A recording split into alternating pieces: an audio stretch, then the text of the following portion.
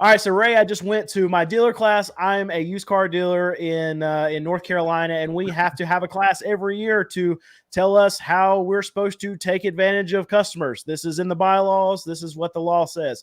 But it just tells us anyway. We go to this class to tell us what we're supposed to do, what we're not supposed to do, things like that. But one of the things that was really talked about a lot was the new cars rule that's coming out. Yeah, and how it's going to affect dealers. And my instructor, who is very dealer friendly, it's with a dealer association that I go to. He explained for a long time about how bad this was going to be. Didn't mention anything about the consumer, but how bad it was going to be for the dealer. And one thing that I learned hearing him talk about this that I didn't realize, I knew about the advertising and that you would have to disclose the out the door price, things like that.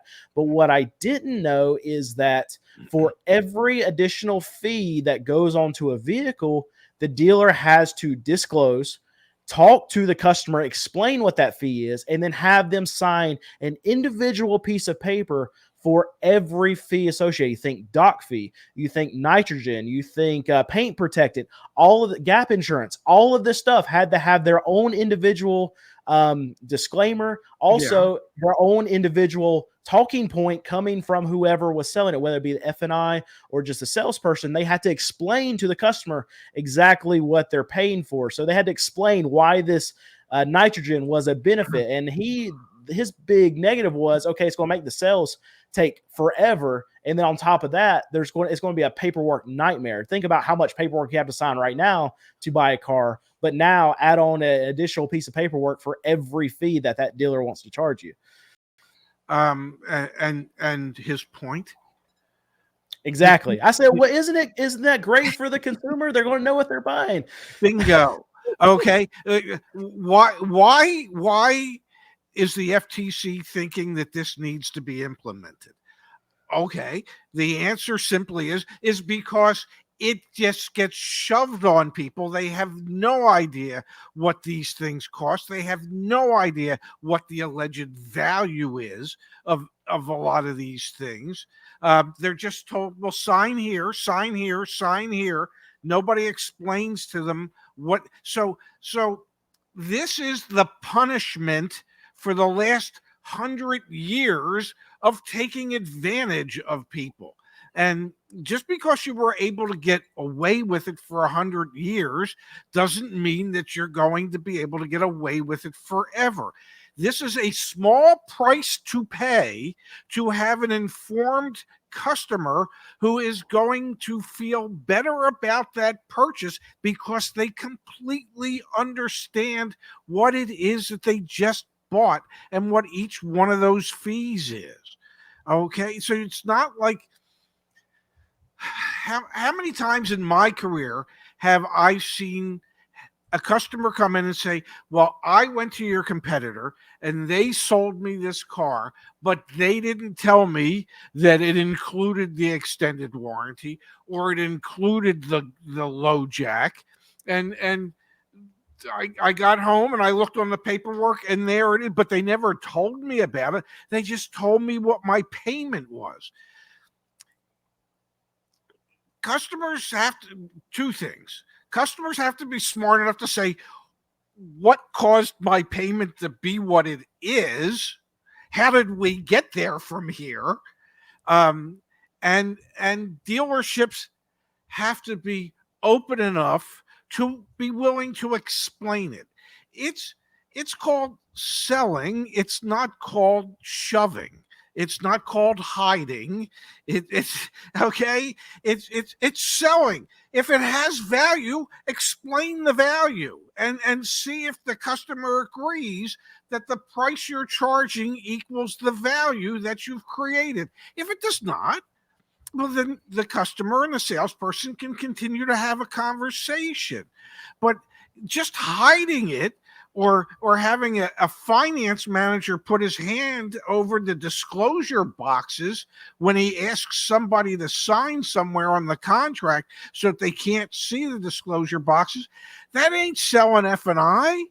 That's just shoving that stuff down somebody's throat. So, I'm sorry that there could be so much more paperwork. It's just to make up for all the paperwork you should have had for the last 100 years.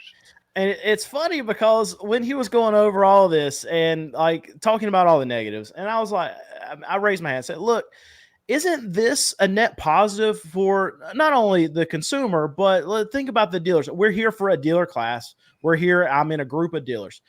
Isn't this such a great thing for dealers who are actually doing the right thing, who are actually trying to treat the customer the way that they want to be treated, who are not having these crazy fees that some of these dealerships? Isn't this a great thing? And he just kept going back to the paperwork. It's going to be a paperwork nightmare. There's going to be legal problems because you're going to have to fight what's right. He said, well, what about like your doc fee? Do you want to have to explain your doc fee? I was like, yeah, we can explain our doc fee because We don't have one. We don't got one, bro. Yeah. Yeah. So like a dealer like me, like we have zero fees. You come to our lot, if it's a $3,000 car, you're paying $3,000 plus whatever the government wants to charge you to register the car. It's like $126, whatever it is. But I'm not getting any of that. That's not a fee for me. That's a government fee. So we're getting $3,000. So I'm not going to have to change one little thing about what I'm doing to operate my business. The biggest advantage that's going to come for me is the advertising thing about it, because I can have a car that's $5,000 on my lot and another dealer can advertise the same car for $5,000. But when you get to their lot, it's going to have this added extended warranty. It's going to have, they're going to have their $399 doc fee, and that customer is going to end up paying $1,000 more at that dealership, and they would have never known to go to my dealership instead unless this comes into effect. But I have not a ton of faith in the FTC. What do you think's actually realistically? What do you think's going to happen? Well, you can come up with as many rules and regulations as you'd like. If there's no real enforcement attached to it, it's not going to change anything. So, will the FTC have enough employees, inspectors, to go around the dealerships around the country and pretend to be a customer and see how they operate, and then cite them for their violations and take them to court? So it all comes down to enforcement. Don't you think it's going to like the FTC? Obviously, they're not going to have the resources to do this. Do you think it's not going to come down to the educated consumer to enforce this? No, and the reason I say that is too many consumers aren't educated to begin with when it comes to how the process works. One of the things I was going to say when you were talking about the advertising, you can have a $5,000 car and you advertise it for $5,000. Your competitor could have the exact same car, okay, and advertise it for $4,500, and then charge the $400 doc fee and the extended warranty and this and that. And when they're done, it's $5,500 plus the state fees. Where at your dealership, it would still be $5,000 plus the state fees. That's that the FTC would level the playing field when it comes to that. That it should be required, at least in my mind, that if a dealership is advertising something for sale, well, the something that has a price attached to it has to be the damn price that you can actually buy it for. Okay? When I had my golf store and I ran specials, when I had my Spalding 15 ball pack for $14.99, well, I when the customer came in and they wanted to buy it, and I go, yeah, but there's a $3 doc fee on top of it. You couldn't do any of that nonsense. It was in the paper for $14.99. I charged them $14.99. And if you would have had a $5 doc fee on top, let's say in that case you would have had a $5 doc fee on top of that wasn't disclosed. Yeah, that customer would have just left. Yes. Why don't people do that with cars? I don't know. They should, but and the reason they don't, I do know. The reason they don't is because usually they have so much time invested already that it's like, it's just not worth fighting anymore. and I don't want to have to go through this somewhere else to have the same thing happen to me somewhere else. And so that's why people don't just leave. And if you were to say to me, well, do the salespeople and the sales managers know that? Yes, they do. Because they know that they can look at the customer and go, you think you're not going to go through the same nonsense at XYZ Motors down the street? You got another 8 hours you want to invest somewhere else? What do we can't we just make it? I'm sorry about this and this and this. It is what it is. If I could save you a couple $100 off of all, can we just? And you can move on with life. What do you say? And most people are going to go after 6 hours or 8 hours. You're damn right. I don't want to go through this again somewhere else. Let me just take it. Am I going to say nice things about the dealership as the customer? Absolutely not. Okay. Am I going to say the same nonsense that everybody says about car dealers, that they're scum and they're shysters? More than likely I am. But will somebody take my place as a customer down the road? Absolutely they will. And that's what car dealers count on. And that's why people don't walk out. They should. I wish they had the balls to do it. Okay. I mean, how many times have I said the most powerful 2-letter word in the English language is no? Just say no. Pick yourself up and walk the hell out. Okay?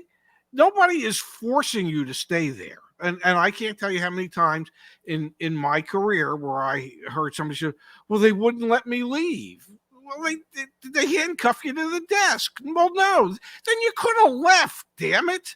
The fact that you didn't, the fact that they were able to intimidate you not to, that's different than they wouldn't let me leave. No, you just couldn't summon up the strength to get the hell up and walk the hell out. All right, so all of you watching it here, I know most of you are not subscribed, so I need you to hit that subscribe button. Whatever we need to do to get you to hit that subscribe button, Ray will do it. So just hit it for us and let us know what he needs to do down in the comments to get you to subscribe. So I got a question for you. We're talking about doc fees here, and I want to bring this into other fees too. So okay. I get the question all the time. Does a dealer, and even from like my friends, family, stuff like this, I've had the same question. So I know a lot of people are wondering, does a dealer legally have to charge you a doc fee? And the answer on this, I got a question wrapped in on this on the back, because it's always confused me why the doc fee doesn't work similarly to other fees. But the answer to that question about the doc fee is no. They don't legally have to charge you a doc fee, but the answer is also yes, to protect themselves legally. So me saying no and yes to that question, well, no, they don't have to charge you that doc fee. There's nothing in the law saying that if they charge one person a doc fee, they have to charge every other person a doc fee. And that's one of the things that you'll hear from a salesperson, that, okay, well, if we charge it to one person, we have to charge it to everybody. And they have been taught to say this because that's what their legal counsel has advised them to do. Because if they do charge a doc fee to one customer and don't charge it to another customer, then they can set themselves up for discrimination. So no, the law doesn't say that they have to charge it to everybody, but their legal stance, them having the ability to be sued, would say that yes, if they're going to charge it to one person, they need to charge it to all the others. And I want to wrap this up into a question to you. So doc fee is handled that way, but it seems like none of the other fees are handled in that same way. And I'll give you this example. My wife and I went to a Honda dealership and we bought a new Honda, and we negotiated, and all of those nitrogen fees, all of those other things immediately got taken. Like, we didn't have to ask. They just immediately took it off as soon as we walked in the door or whatever. They're not doing that for every person. They knew I was coming in there to negotiate, so they took those fees off. But the next average Joe that walks in there that is a Mark, and they're like, okay, he's going to pay whatever we want to charge him, then they're going to put that nitrogen fee on there. But they didn't do it like a doc fee. If you want to negotiate off the doc fee, they don't remove the doc fee. They take it off the price of the car. In our case, they took literally the nitrogen fee off. There was not a nitrogen sub. No, so why can they do it with that, and it's not the same rules as with the doc fee? because one has something associated with it of some value or another. Isn't that Nitrogen. debatable though? Well, let me finish. Nitrogen, where dealers might charge anywhere from $99 to $249 for nitrogen. Okay, is it worth $99? No. Might it have cost the dealer $25? If a customer wanted to do that themselves, is there a value associated with buying it so that they could do it? There is. There's something of value associated with that. There is no value whatsoever associated with a dock fee. There is no cost associated with a dock fee. So there's the difference. One has value, and you can argue the amount of value it has, and one has absolutely no value, and you get nothing for it. Other than if for the dealer and the salespeople are just trained to say, well, we can't not show it, because if we don't show it on your agreement of sale, it shows discrimination. In other words, you were smart, so if we take it off on yours, we're discriminating against dumb people, stupid people. Stupid people pay, smart people don't. That's discriminatory. So it will always show on the deal. It will just have been reduced from the selling price. The amount that you pay for nitrogen is negotiable. The amount that you pay for LoJack is negotiable. The amount that you pay for Dent and Ding is negotiable. The amount that you pay for the dock fee is not. It's going to show whatever your dock fee is on every deal at the same amount. One of the things, like you said, if under the CARS rules, what if you have to explain to the customer the dock fee? The way I used to explain it, that I came up with in my mind, and I'm not saying it's so, this is just what my explanation was. The dock fee is something we charge to cover the cost of non-revenue producing personnel back in the accounting office. Your accountants, your title clerk, people like that. Okay? They don't produce any revenue for the store. This is our way of covering that expense.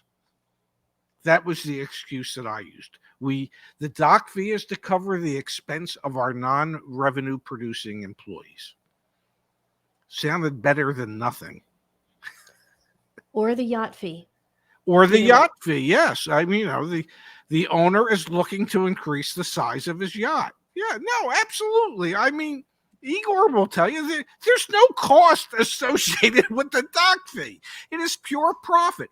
When the state of Maryland increased the dock fee, and it says right on the buyer's order, not required by law, okay, says it right on there, but no dealer takes it off. They increased it from $99 to $200. They just doubled the profit per car in this dock fee. And now today, I think it's up to $500. So, if you have a dealership that sells 2,000 cars a year at $500 per car in dock fees, that's a lot of money. That's a lot of money. That had no cost associated with it. None. Well, I guess and here's the best part, Brandon, if I may. The best part is that sales managers, salespeople don't get paid off of that. None of it goes. It's not gross profit in the deal. It is 100% pure profit for the dealer. Nothing to the staff. So well, I guess I'm just gonna have to be okay not having a yacht. Are you okay with that, baby? I'm great with that. Okay. Yeah, we're not gonna have a dock fee yacht. Wonder what's on the side of Igor's yacht. Is his yacht named Dock Fee? Yeah, Dock Fee is the name of his yacht. If it's not, it should be. So whenever we go into this class and they talk about doc fees, they do say that you are supposed to have like line item outs to be able to associate where that money is going. So it's supposed to, if you have a $500 doc fee, you're supposed to be able to factor out, okay, well, my power bill is this a month and we do this many sales. So we add this to the doc fee. We have a title clerk. She costs this much a month. And this is how much is going from each sale to that. So we are legally supposed to have something lined out if the dealership has a doc fee of why we have a doc fee and why it's the amount that we're charging. So even if you were honest enough to say it's for the yacht, it's to cover the expense of the owner's yacht. I don't know if that would fly. Well, why wouldn't it? You're explaining it. Okay, you know, and you know what the worst part is? You would be telling the absolute truth, and then you'd sit there and go, well, yeah, but that can't fly. Yeah, boy, people hate the truth. You want the truth? You can't handle the truth. Okay, I mean, just it is what it is. Yeah, and the truth is what dictates the car market, and we've learned that over the last 13 years. That's how the car market works, is by truth. Yes, yeah, the dealer's truth. Absolutely. Hit that like button. Hit the subscribe button. Tell every living person you know that they need to subscribe to Car Sense with Brandon and Ray.